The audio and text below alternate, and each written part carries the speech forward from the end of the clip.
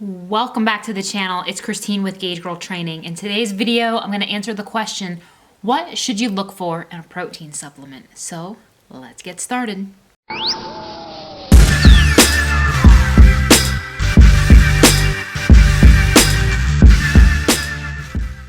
If I had a nickel for every time somebody asked me this question of what should I look for in a protein supplement, oh my.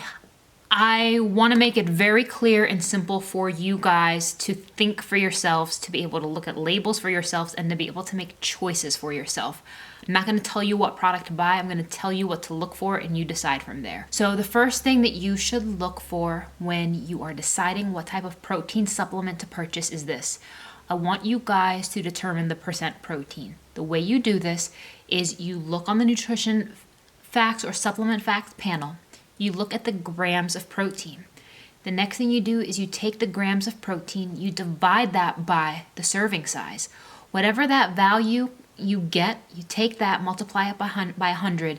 That's going to tell you the percentage of that product that is protein. And one of the biggest things that infuriates me about the supplement industry is the fact that people are pushing products that are they're supposed to be protein supplements, but are filled with fats and carbs. And the reality is, as a consumer, I want you guys to know fats and carbs are cheap.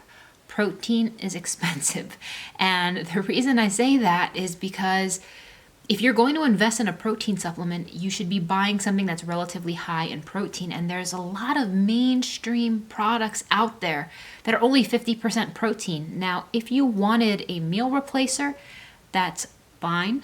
But the thing is, I recommend you get a product that is at least upwards of 70% or more protein. I would even push for 80, even 90%, because you don't want to waste your money on fillers.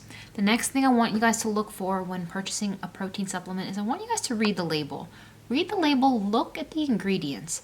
If you're investing in a true protein supplement and it has more than 5 grams of carbs, if it has more than 2 or 3 grams of fat, in my professional opinion, you're wasting your money.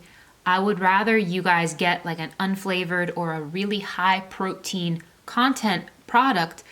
And if you want to add carbs back in with fruit in, or you want to add some fats back in the terms of like almond milk or coconut milk, and when you make your shakes, that's fine, but do not be duped by products that are only 50% protein. There are tons of them out there. That doesn't mean they're bad products, but if you're not an educated consumer, you can be kind of fooled into thinking it's better. And they cost pretty much practically the same as the ones that are higher in protein. So read your labels, read your labels, read your labels. Comment what you're using below. I'd love to chat with you guys about this a little bit more. If you have additional questions, let me know. Thanks for watching. Give the video a thumbs up, and I'll see you in the next one.